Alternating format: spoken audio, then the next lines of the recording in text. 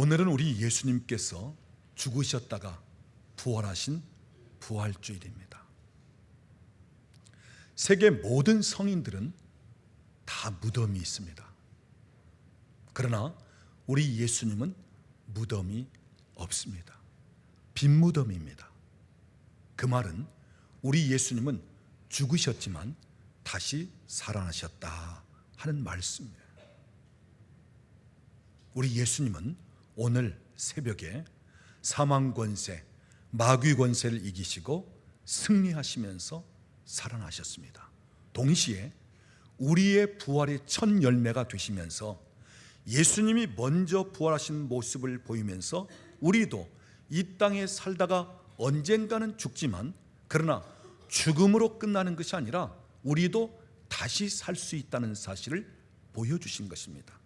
그래서 우리 믿는 자들은 죽는다 이렇게 표현하는 것이 아니라 잠들다 이렇게 표현하는 거예요. 왜요? 언젠가 잠들었던 사람이 깨어나듯이 우리도 다 함께 주님과 함께 깨어날 일이 있고 다시 살아날 일이 있기 때문입니다. 성경은 말하기를 예수님의 부활이 없다면 우리가 전파하는 것도 헛된 것이고 우리가 믿는 것도 헛된 것이고 여전히 죄 가운데 있다 이렇게 말씀합니다. 우리 예수님은 부활하셨습니다. 그러면서 우리로 하여금 부활의 증인 되게끔 하시고 또한 우리가 믿는 것, 우리가 전파하는 것이 참된 것임을 오늘도 우리에게 확신시켜 주시고 또한 우리에게 증거케 하시는 분이십니다. 특별히 예수님 부활에 대해서 그 부활을 목격한 증인들을 오늘 본문에 소개하고 있습니다. 오늘 본문 5절 말씀 보면 예수님께서 부활하신 후 그 부활하신 몸을 누구에게 보이셨다고요? 게바에게 보이시고, 게바는 베드로의 다른 이름입니다. 그래서 베드로에게 보이셨다. 또 12 제자에게도 보이셨다. 6절 말씀 보면 500의 형제들이 모여있는 가운데 일시에 부활하신 예수님이 그 가운데 나타나 보여주셨다. 그 중에 이 사도 바울 당시 대다수 많은 사람들이 살아있고 또 어떤 사람들은 잠들었다.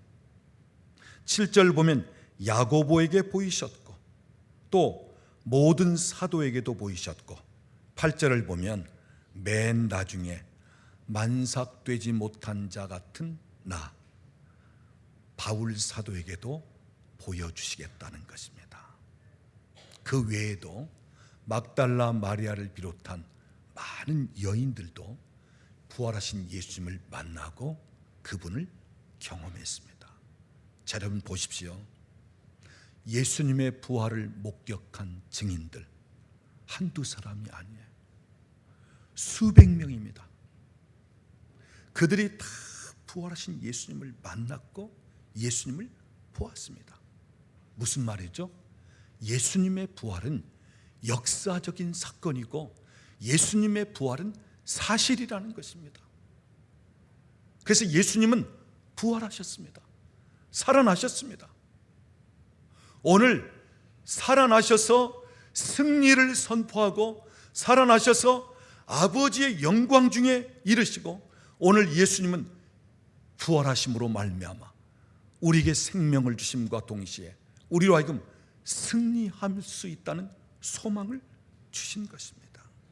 중요한 사실은 예수님의 죽으심과 부활이 성경대로 되었다고 하는 사실입니다. 여러분 오늘 본문 3절 말씀 보십시오. 내가 받은 것을 먼저 너희에게 전한다. 무엇을 전한다고요? 성경대로 예수님께서 우리 죄를 위하여 죽으신 것을 너희에게 전한다. 여러분 여기 예수님의 죽으심은 성경대로 죽으셨다는 것입니다. 4절 말씀을 보면 장사 지낸 바 되셨다가 또한 무엇에 의해서 3일 만에 다시 살아나신다고요? 성경대로 3일 만에 다시 살아나셨다. 여러분 예수님은 성경대로 죽으셨고 성경대로 살아나셨습니다. 말씀 그대로 이루신 분이 예수님이셔요. 우리가 이 성경을 보면 이 성경 전체의 핵심은 예수입니다.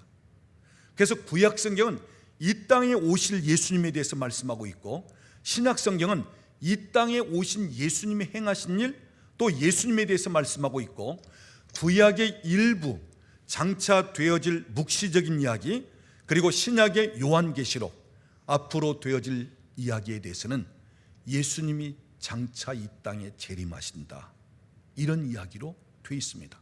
그러니까 성경은 온통 예수님에 관한 이야기입니다.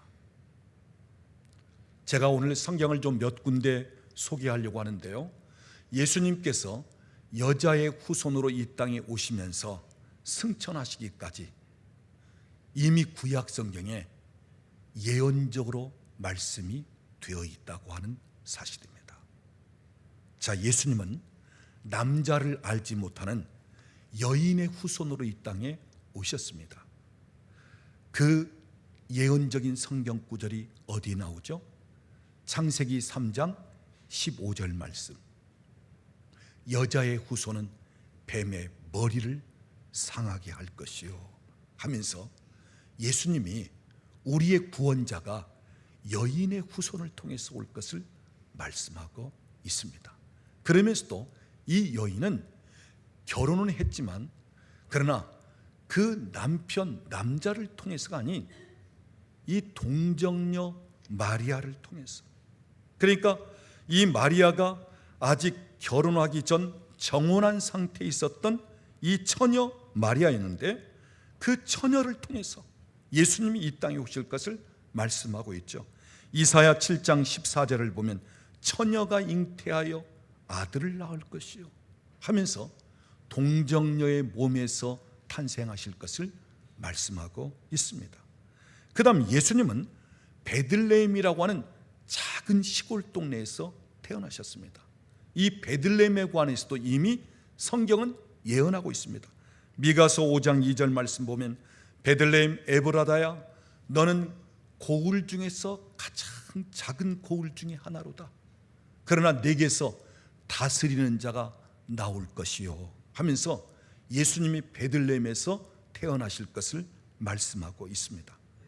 자, 예수님이 태어나셨을 때, 그때 헤롯은 아기 예수님을 죽이려고 했습니다. 그런데 예수님은 그때 그 아버지 요셉을 통해서 천사가 애굽으로 도망가게 할 것을 이렇게 듣고 애굽으로 피난을 가게 됩니다. 이 애굽에 대한 피난도 성경에 말씀하고 있습니다. 호세아 11장 1절을 보면 이스라엘의 어렸을 때에 내가 사랑하여 내 아들을 애굽으로 불렀느니라. 애굽으로 피난할 수 있게끔 하셨다는 거예요. 또 헤롯이 예수님이 피난 가고 없자 그 당시를 기준으로 2살 아래의 남자아이를 다 죽입니다. 이 유아 학살 사건이 벌어지는 거예요. 여기에 대해서도 예언하고 있습니다. 예레미야 31장 15절을 보면 네마에서 슬퍼하며 통곡하는 소리가 들리니 라헬이 그 자식을 위하여 애곡하는 것이라. 온 땅이 그 죽은 어린아이 때문에 통곡하고 애곡하는 모습을 미리 이야기하고 있습니다. 그 다음 예수님은 제자 중에 한 사람에게 배신당하고 팔렸습니다. 시편 41편 9절을 보면 나의 신뢰하는 바 내 떡을 먹던 나의 가까운 친구도 나를 대적하여 내 발꿈치를 들었나이다. 배신당할 것, 그 떡을 떼어주던 가룟 유다에게 예수님이 팔리실 것을 말씀하고 있습니다. 또한 예수님은 은 30에 팔리셨습니다. 이것도 미리 예언하고 있습니다. 스가랴 11장 12절을 보면 그들이 곧 은 30으로 내 고가를 삼은지라. 예수님의 몸값을 은 30으로 결정했다는 것입니다. 그 다음 예수님이 십자가에 달리실 때 손과 발에 못 박히셨습니다. 시편 22편 16절을 보면 무리가 나를 둘러 내 수족을 찔렀나이다. 손과 발을 못 박았다는 것이죠. 그리고 예수님이 십자가에 달리실 때 목마를 때 그 군병들이 신 포도주를 예수님의 입에 댑니다. 시편 69편 21절을 보면 저희가 쓸개를 나의 신물로 주며 초를 마시게 하였으며, 또한 예수님은 십자가에 달리실 때 완전히 벌거벗겨진 채로 달리셨어요. 수치를 당하셨습니다. 우리의 수치를 대신 담당하셨다는 것이죠. 그래서 겉옷은 군인들에게 각자 나누고, 그 다음 속옷은 통으로 짠 것이기 때문에 나눌 수가 없으므로 제비를 뽑아 예수님의 속옷을 차지했습니다. 여기에 대해서 성경은 말합니다. 시편 22편 18절 말씀 보면 내 겉옷을 나누며 내 속옷을 제비 뽑나이다. 그리고 예수님은 이제 운명하셨을 때 니고데모를 중심으로 예수님의 시신을 무덤에 안장하는데, 그때 예수님의 시신을 장사 지냈던 무덤은 아리마대 사람 요셉 부자의 새 무덤이었습니다. 여기에 대해서 이사야 53장 9절을 보면 그 묘실이 부자와 함께 있었도다 하면서 그 부자의 묘실에 안치될 것을 미리 예언하고 있는 말씀이에요. 그 다음 예수님께서 부활하시는데 이 부활에 대해서 시편 16편 10절을 보면 내 영혼을 음부에 버리지 아니하시며 주의 거룩한 자로 썩지 않게 하실 것이미로다. 예수님의 그 시신은 썩어질 것이 아니라 다시 살아난다는 것을 이야기하는 거예요. 또한 예수님께서 승천하실 것에 대해서도 말씀하십니다. 시편 68편 18절을 보면 주께서 높은 곳으로 올리시며 이제 하늘로 올리실 것을 말씀하고 있습니다. 자, 여기 이 땅에 오시는 예수님에 관해서 중요한 부분만을 제가 이미 구약 성경에 예수님이 십자가를 지시기 몇백 년 전에 예수님에 관해서 미리 이야기한 말씀을 여러분에게 소개했습니다. 예수님은 그 말씀 그대로 성경대로 죽으셨다는 거예요. 성경대로 고난당하시고 성경대로 다시 살아나셨다는 말씀입니다. 그래서 성경대로 죽으시고 성경대로 다시 살아나사 예수님은 철저하게 말씀에 의해서 움직이셨고 말씀 그대로 이루셨다고 하는 사실이에요. 사랑하는 여러분, 오늘 저와 여러분의 신앙은 성경 말씀에 기초해야 됩니다. 말씀대로 믿어야 됩니다. 성경대로. 오늘 우리는 성경대로 말씀대로 믿으면 되고 말씀대로 살면 되는 것입니다. 오늘 저와 여러분이 하나님의 말씀 그대로 믿고 말씀대로 살아가는 그러한 믿음의 사람들이 될 수 있기를 우리 주님의 이름으로 축원합니다. 오늘 우리가 부활주일로 지키는데 예수님은 부활을 통해서 마귀 권세, 사망 권세를 이기셨습니다. 그래서 예수님의 승리를 우리에게 나타내 보이셨고 또한 예수님은 아버지의 영광 중에 들어가십니다. 자, 그렇다면 예수님의 부활이 있게 되는데 이 부활은 어떤 과정을 통해서 부활이 있게 되는가? 예수님은 어떤 상태에서 다시 살아나시는가? 우리가 잘 알지만 고난과 죽으심을 통해서 부활을 경험합니다. 예수님은 죽으셨기 때문에 부활하신 거예요. 즉 부활이 있기 전에 그분의 고난과 죽으심이 먼저 있었다는 거예요. 그러니까 고난과 죽으심의 결과로 부활을 맛보시게 되었다는 것입니다. 그래서 여러분, 우리가 기억할 것은 예수님의 부활, 그 영광, 승리가 있기 위해서는 예수님의 고난과 십자가의 죽으심이 반드시 있었다.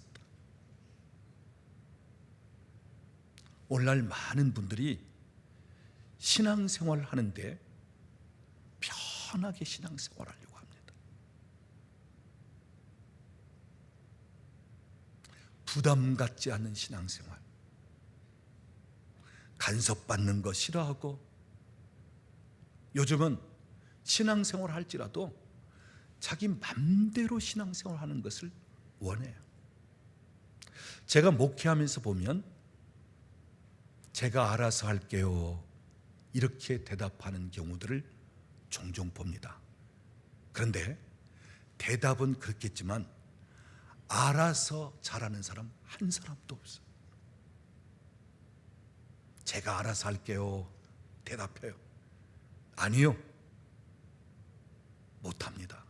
여러분, 사사기를 보십시오. 사사기의 역사는 범죄하고, 그 다음 하나님의 진노가 임하고, 그러면서 회개하고, 하나님이 그들을 구원하고, 그러면서 계속 이런 사이클이 반복이 돼요. 그러면서 이 사사기의 끝에 가보면 그들이 자기 소견에 옳은 대로 행하였더라 이렇게 돼 있어요. 그러니까 자기 생각대로, 자기 마음대로 살았다는 거예요. 그 삶이 어떻게 해요?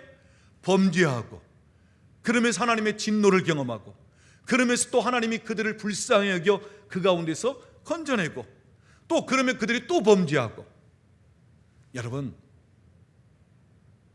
하나님이 우리를 간섭하시지 않으면, 성령이 우리를 이끄시지 않으면 우리가 말씀대로 또한 믿음대로 살 수가 없는 거야.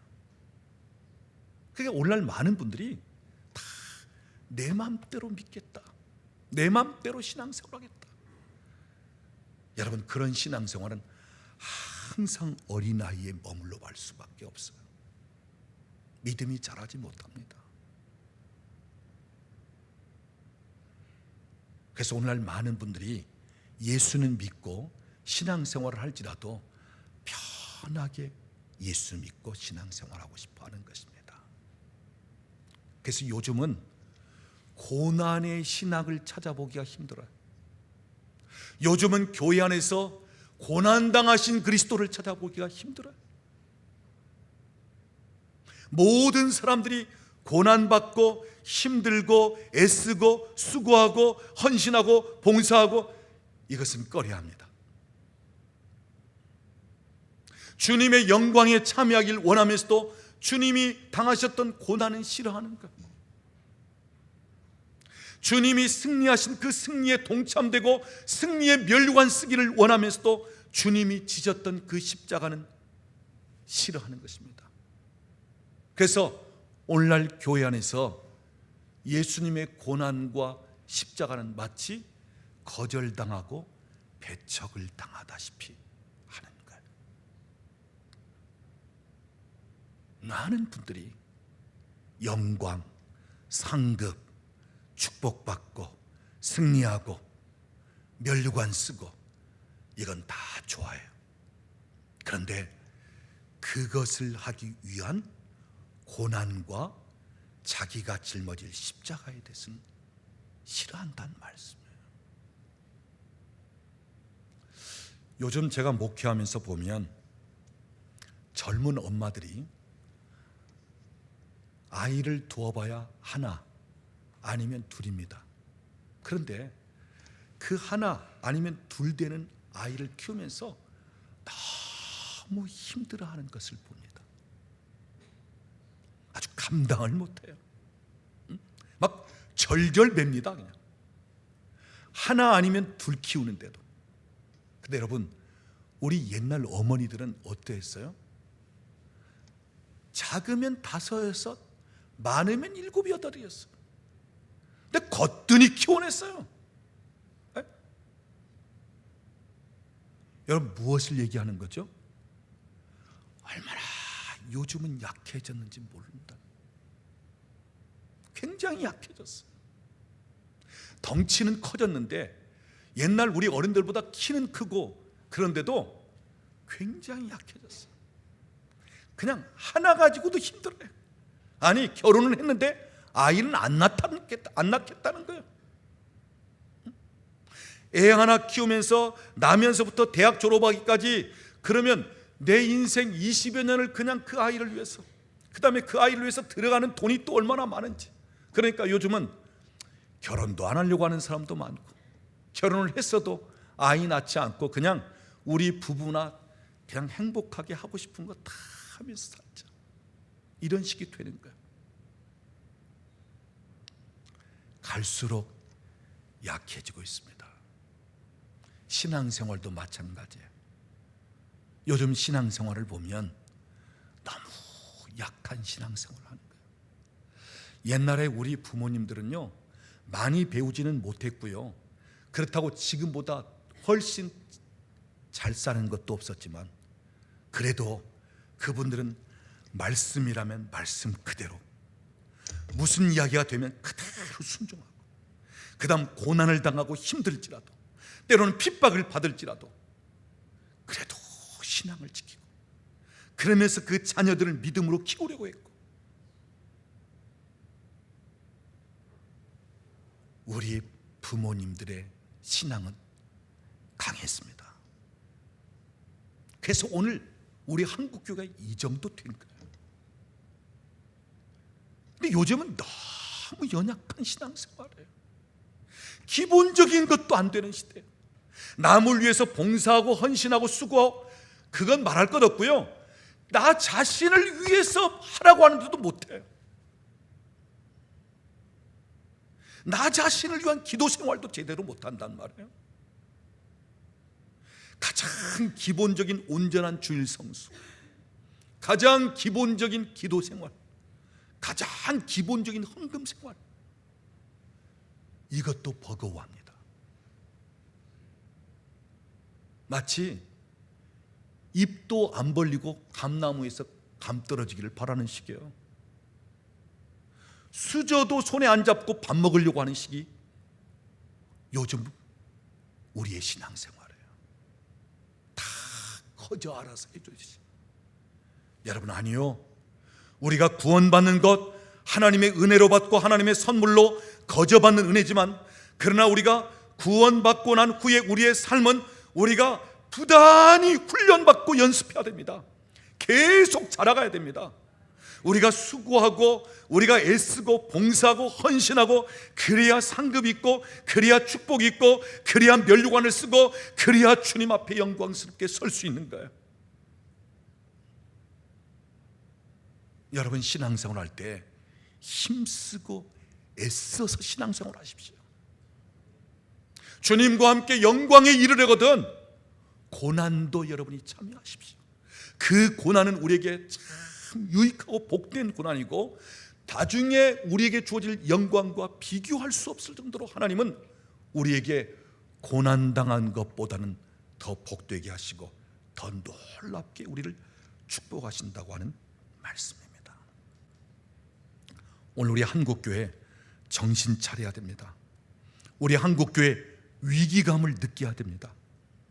주님과 함께 고난받기는 싫어하면서도 주님과 함께 영광에 참여하기를 원하고, 주님이 십자가를 짊어지신데 나도 내 몫에 태인 십자가를 짊어지려 하면서 그 십자가를 통해서 영혼을 구원하고, 그 십자가를 통해서 내가 살고 내 자녀들이 회복되고 하나님 앞에 쓰임받는 일꾼들이 되어지고 하나님의 교회가 영광스럽게 세워지는,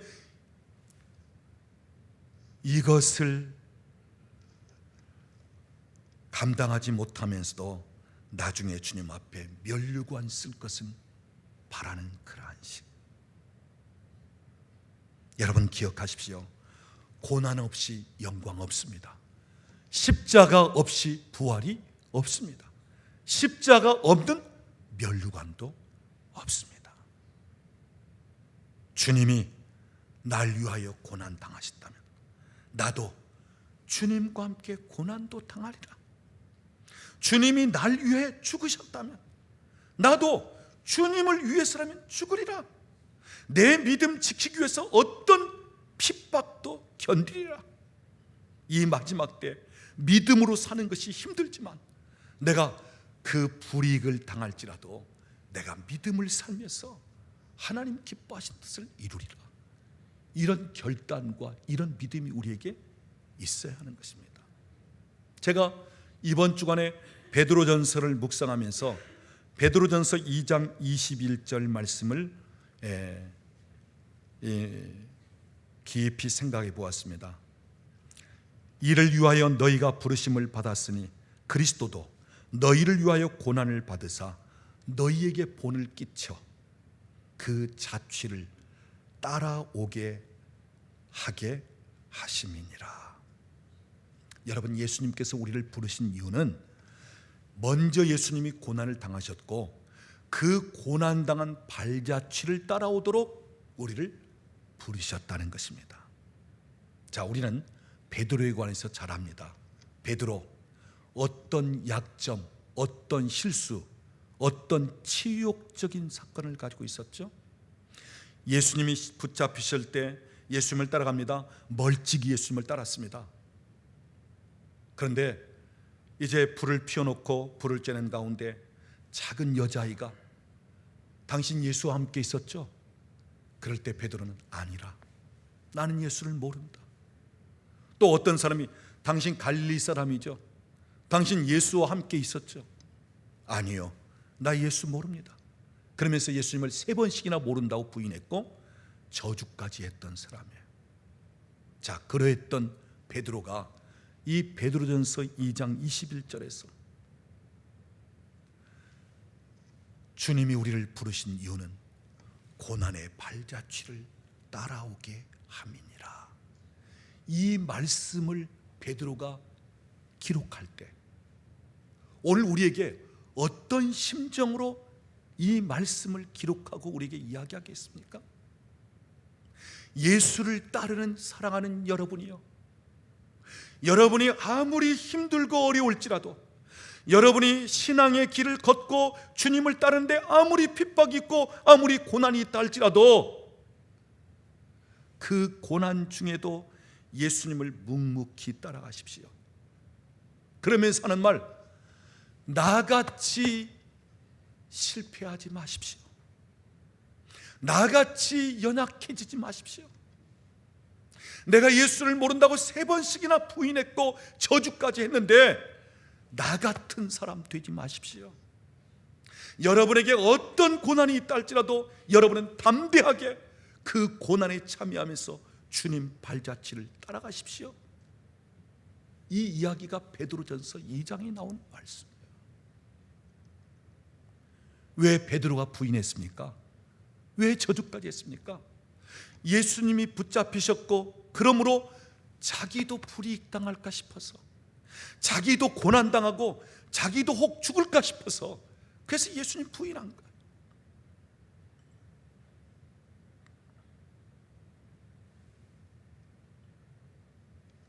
베드로는 그 사실을 너무너무 회개하고 가슴 아파하면서 여러분은 그러하지 마십시오. 나같이 실패하고 나같이 연약한 자가 되지 마십시오.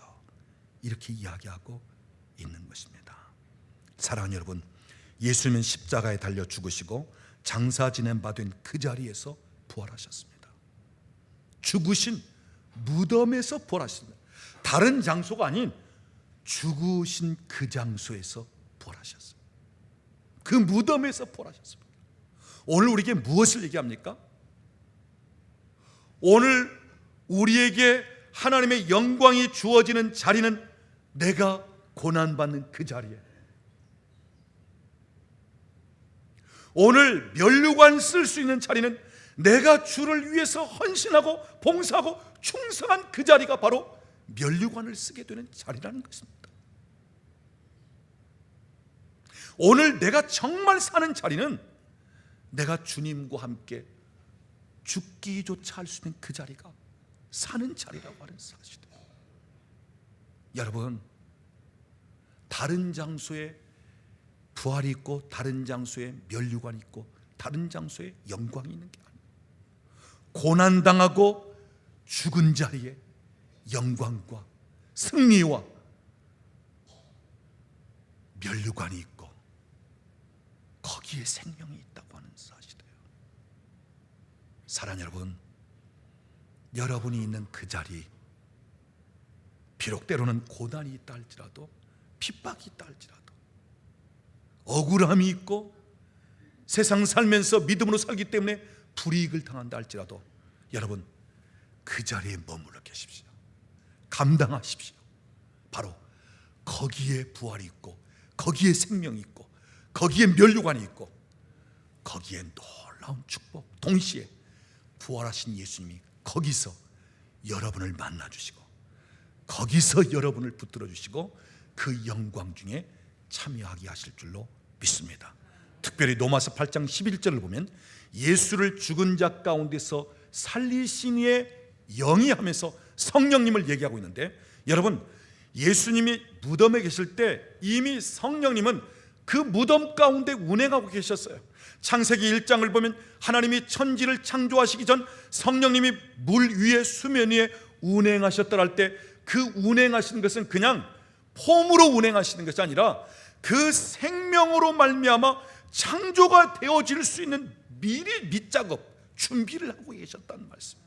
성령님이 예수님 시신이 이제 안치된 그 무덤에 성령님이 미리 마치 감싸 돌리면서 운행하듯이 그곳에 운행하시면서 그 생명의 기운을 통해서 예수님이 부활하실 수 있도록, 그러다 이제 때가 되니까 예수님께서 그 가운데서 살아나셨다는 말씀이에요. 여러분 성령님은 생명의 영, 부활의 영입니다. 예수님을 살리신 분이 성령님이라고 하는 사실이에요. 그래서 에스겔 37장을 보면 마른 뼈에 골짜기 가운데 생기가 들어가니까 살아나는데 그 생기는 성령님을 이야기하고 있고, 에스겔 47장에서 성전 문지방에서 나온 물이 강에 들어가면 강의 물고기들이 살아나고 바다로 들어가면 바다의 물고기들이 소생하면서 또 그 강 좌우에 그런 식물들이 막 소생하고 번성하면서 열매를 맺게 되는데, 바로 생수 생기는 성령님을 이야기하고 있는데, 성령님은 생명의 영이시고 살리는 영이시고 부활의 영이십니다. 그래서 여러분 오늘도 성령께서 우리 삶 가운데 우리 영 모든 환경 속에 들어오시면 살아나는 역사가 일어나게 되는 것입니다. 소생케 되는 역사가 일어나는 것입니다.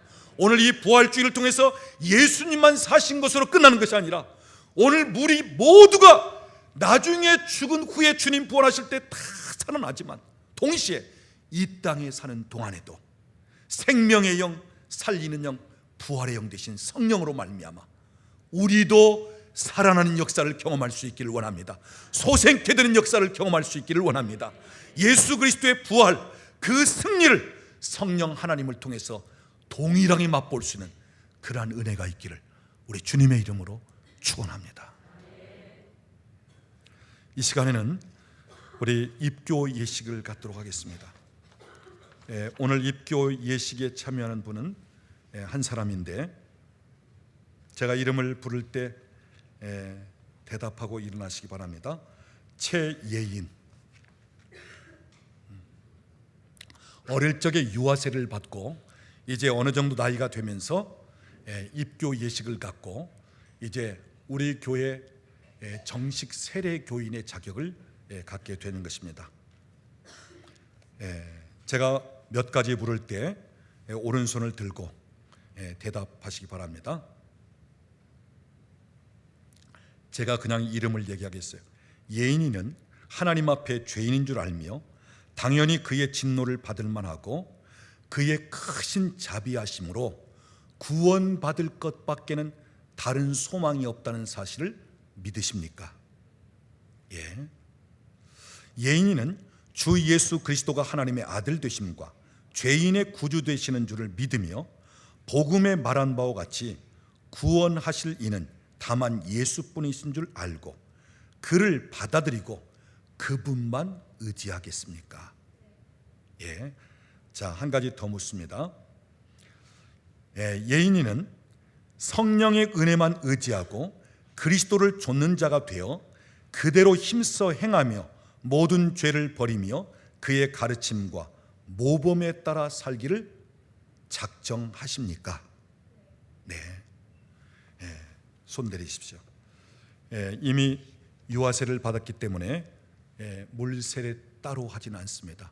그 대신 제가 기도하고 공포하겠습니다. 기도하겠습니다. 하나님 아버지 감사합니다.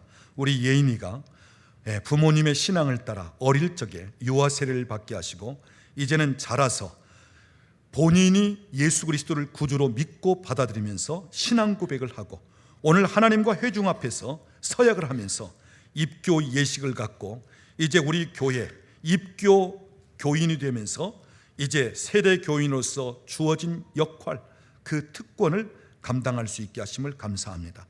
앞으로 더 믿음이 자라게 하시고 하나님께서 더 아름답게 복되게 들어 쓰시는 장래가 되게 하시고 하나님께서 크신 은혜를 부어주시기를 원합니다. 예수님의 이름으로 기도드리옵나이다. 아멘. 이제 선포하겠습니다. 최예인은 대한예수교 장로의 에덴교회 입교 교인이 된 것을 내가 성부와 성자와 성령의 이름으로 공포합니다. 아멘. 한번 우리 박수하겠습니다. 이 시간 우리가 성찬 예식을 갖도록 하겠습니다.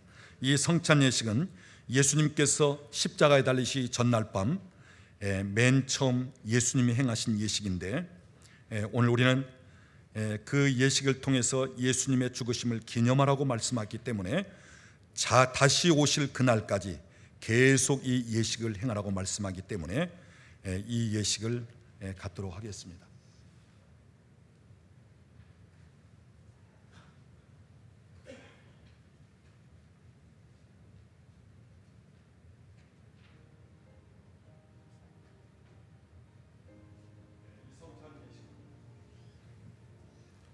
성찬의 의미를 알고 참여하기 위해서 세례 교인으로 제안하고 있습니다. 차별하는 것이 아니라 참된 의미를 알고 이 성찬에 참여하자 하는 것입니다. 그래서 세례 받으신 분들 이 떡을 받고 잔을 받으시면 됩니다. 이번에 이 성찬에 사용하는 이 떡은 이스라엘에서 직접 가지고 온 무교병을 사용합니다. 6월절에 그 먹었던 무교병, 누룩이 들어가지 않은 떡입니다. 지금 이런 비스켓처럼 되어 있어요. 여러분이 이 떡을 무교병을 받을 때 그냥 비스켓 먹듯이 이렇게 와작와작 이렇게 하지 마시고요. 그냥 입에 넣고 좀 나를 위하여 찢기신 주님의 살 그런 생각을 하시면서 그러면서 이 무교병을 받으시기를 바랍니다. 제가 기도하겠습니다. 하나님 아버지 감사합니다. 우리를 위하여 이 땅에 예수님 보내주시고 우리 주님 고난 당하시면서 특별히 그 살이 채찍에 맞아 찢기시고 또한 못 박히시면서 주님의 손과 발이 찢김을 당하고 그 파열되시면서 우리를 구원하신 것을 인하여 감사를 드립니다. 이 시간 우리가 떡을 뗄 때 주님의 살을 기억하게 하시고 또한 이전보다 주님을 더 사랑하는 저희들 되도록 축복하시기를 원합니다. 예수님 이름으로 기도드리옵나이다. 아멘.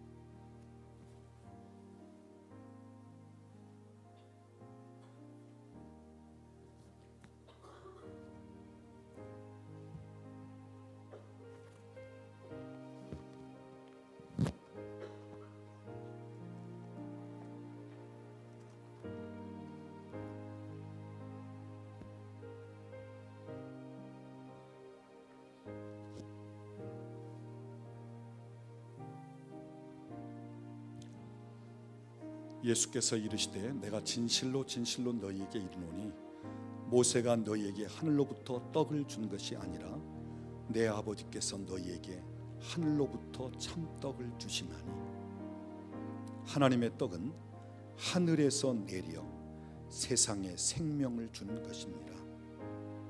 그들이 이르되 주여 이 떡을 항상 우리에게 주소서. 예수께서 이르시되 나는 생명의 떡이니 내게 오는 자는 결코 줄이지 아니할 터이요 나를 믿는 자는 영원히 목마르지 아니하리라.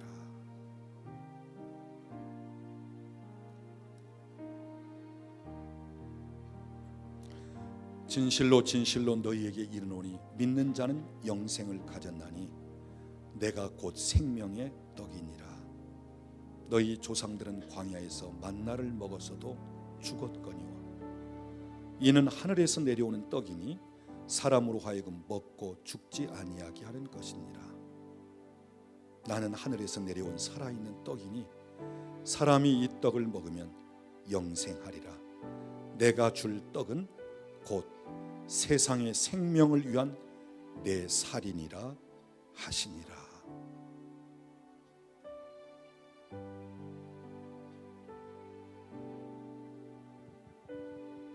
세례 받으셨는데 혹시 떡을 받지 않으신 분 계시면 표해 주시기 바랍니다.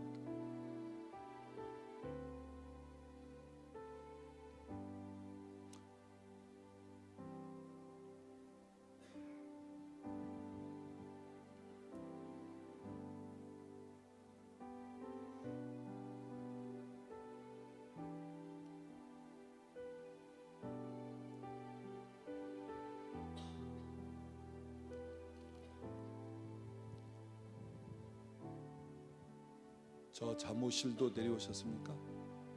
예.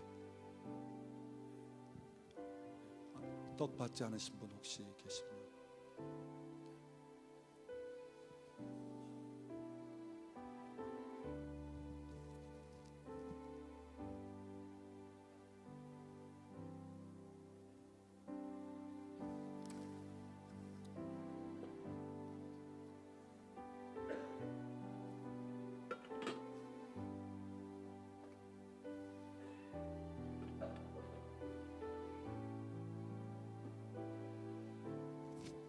이 시간을 우리가 잔에 참여하겠습니다. 우리 주님은 떡을 떼어 주신 다음에 잔을 또한 나누어 주시면서 이 잔은 내가 너희를 위하여 흘리는 피 언약의 피니라 하면서 예수님 피에 대해서 말씀을 하셨습니다. 그래서 우리가 이 잔에 참여하는데 여러분이 그냥 포도즙, 저희 교회에서는 알코올이 들어가지 않은 포도즙을 씁니다. 그러나 이 붉은 잔이 날 위하여 십자가에 달리시고 내 죄를 위하여 흘리신 예수님의 피라 하는 그러한 부분을 여러분이 믿음의 눈으로 바라보시고 생각하면서 이 잔에 참여할 수 있기를 바랍니다. 기도하겠습니다. 하나님 아버지 감사합니다. 예수님 이 땅에 보내주시고 내 죄를 위하여 십자가에 달려 피 흘리게 하신 것 다시 한번 감사를 드립니다. 피는 곧 생명인데 날 위하여 생명을 내어 주시면서 내 생명을 살리신 것을 인하여 감사를 드립니다. 이 시간 이 잔을 받아 마시면서 주님의 그 보혈, 주님의 그 피를 다시 한번 생각하면서 그 피 보혈의 능력이 우리의 영혼 육 환경까지 충만하게 임하고 경험하는 시간이 될 수 있도록 특별히 이 시간 이 잔을 마시면서 육체의 질병들이 치유되는 역사가 있게 하시고 어떤 죄라도 사함을 받고 약한 부분이 강건해지며 하나님 앞에 더 굳게 설 수 있는 귀한 역사가 있도록 성령님 친히 임재하시고 주장하시기를 원합니다. 예수님의 이름으로 기도드리옵나이다. 아멘.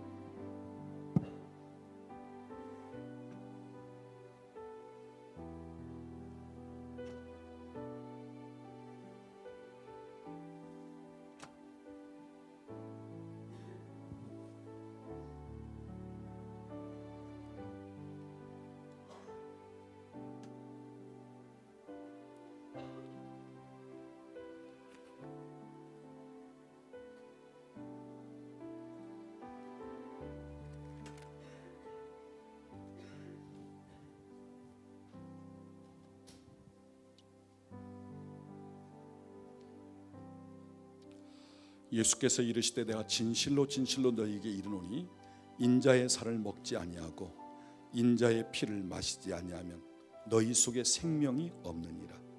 내 살을 먹고 내 피를 마시는 자는 영생을 가졌고 마지막 날에 내가 그를 다시 살리리니 내 살은 참된 양식이요 내 피는 참된 음료로다.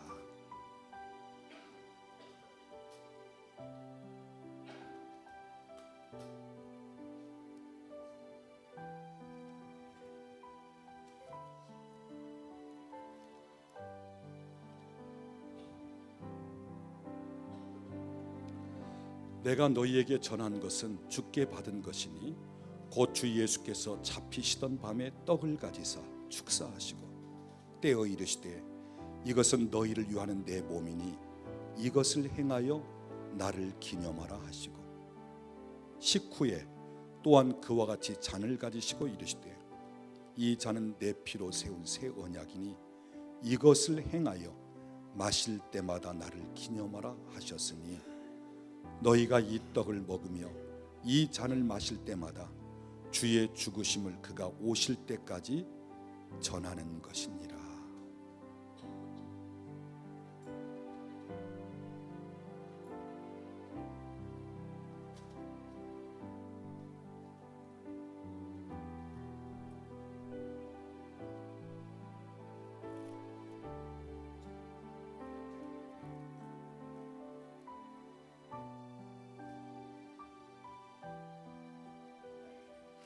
그들이 먹을 때 예수께서 떡을 가지사 축복하시고 떼어 제자들에게 주시며 이르시되 받아서 먹으라 이것은 내 몸이니라 하시고 또 잔을 가지사 감사기도 하시고 그들에게 주시며 이르시되 너희가 다 이것을 마시라 이것은 죄 사함을 얻게 하려고 많은 사람을 위하여 흘리는 바 나의 피 곧 언약의 피니라.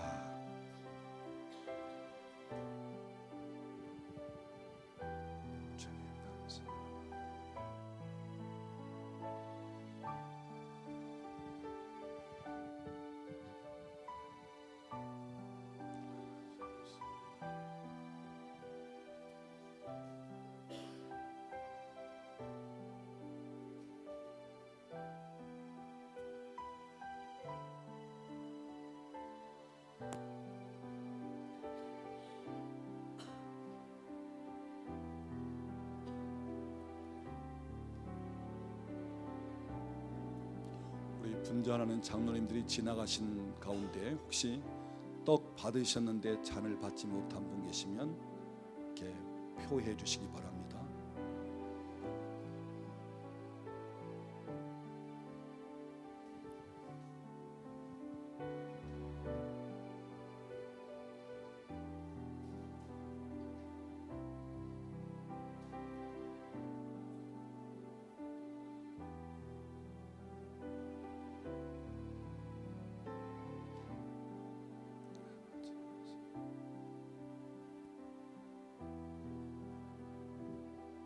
혹시 잔 받지 못하신 분 없습니까? 예.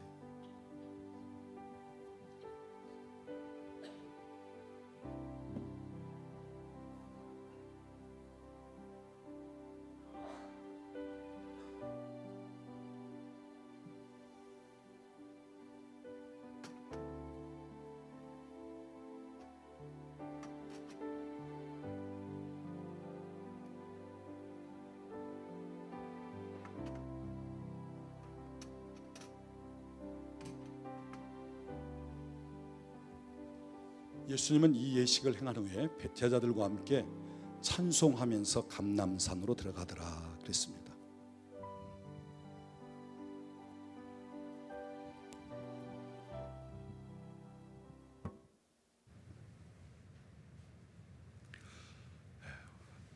우리 기도하겠습니다.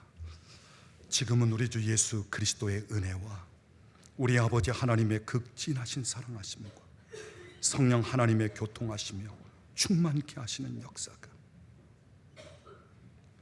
예수 그리스도의 고난과 십자가의 죽으심을 통해서 나를 구원하시며 내게 생명을 주시고 그 고난과 십자가를 짊어지심으로 사망 권세 마귀 권세를 이기고 승리하신 주님, 오늘 우리 가운데 살아계시면서 우리로 하여금 예수 그리스도의 승리 그 부활을 이 땅에서도 경험하면서 맛보게 하실 것을 기대하면서 믿음으로 살기를 원하는 우리 사랑하는 식구들 머리머리 위에, 가정과 직장과 사업장에 사랑하는 자녀들 위에, 국내에 흩어져 있는 우리 권속들 위에, 우리나라와 민족 위에 이제로부터 영원토록 함께 계실지어다. 아멘.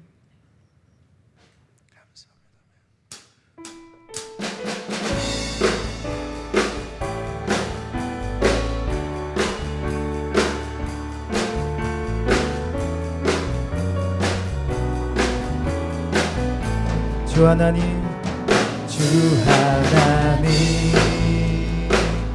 독생자 예수 날 위하여 오시었네. 내 모든 죄 다 사하시고 죽음에서 부활하신 나의 구세주, 살아계신 주, 나의 참된 소망, 걱정 근심 전혀 없네. 사랑의 주는 갈 길 인도하니 내 모든 삶의 기쁨 늘 충만하네. 주 안에서, 주 안에서 거듭난 생명 도우시는 주의 사랑, 참 기쁨과 확신 가지고 예수님의 도우심을 믿으며 살리. 살아계신 주, 나의 참된 소망, 걱정 근심 전혀 없네. 사랑의 주는 갈 길 인도하니 내 모든 삶의 기쁨 늘 충만하네. 그 언젠가 주 뵐 때까지 주를 위해 싸우리라. 승리의 길 멀고 험해도 주님께서 나의 앞길 지켜주시리. 살아계신 주, 나의 참된 소망, 걱정 근심 전혀 없네. 사랑의 주는 갈 길 인도하니 내 모든 삶의 기쁨 늘 충만하니. 살아계신 주, 살아계신 주, 나의 참된 소망, 걱정 근심 전혀 없네. 사랑의 주는 갈 길 인도하니 내 모든 삶의 기쁨 늘 충만. 우리 두 손 들고 한번. 살아계신 주, 나의 참된 소망, 걱정 근심 전혀 없네. 사랑의 주네 갈 길 인도하니 내 모든 삶의 기쁨 늘 충만하네. 살아계신 주, 나의 참된 소망,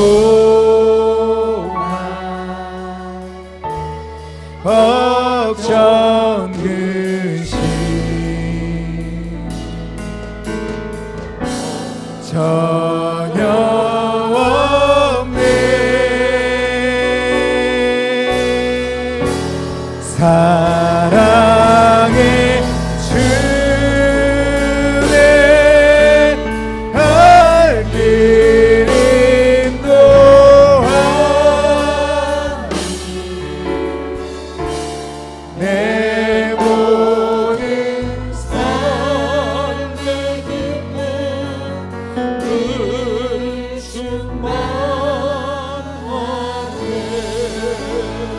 우리 하나님께 영광.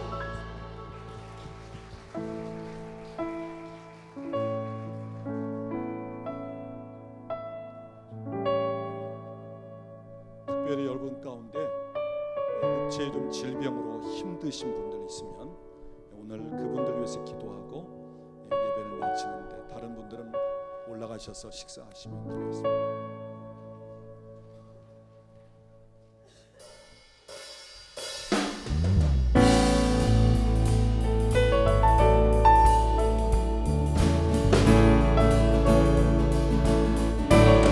우리 함께 고백합시다. 예수 예수 열방의 소망 예수 우리의 위로자 주는 온 땅에 영원한 소망 예수 어둠 속의 빛 예수 변함없는 진리 주는 온 땅에 빛이 되시네 우리 위해 죽으시고 다시 사신 생명의 주 주님만이 소망이요 변함없는 반석이라 주님만이 온 세상을 비추시네 또 죽음에서 부활하신 우리 구주 영광의 왕 주를 믿는 모든 자의 소망 되신 주님만이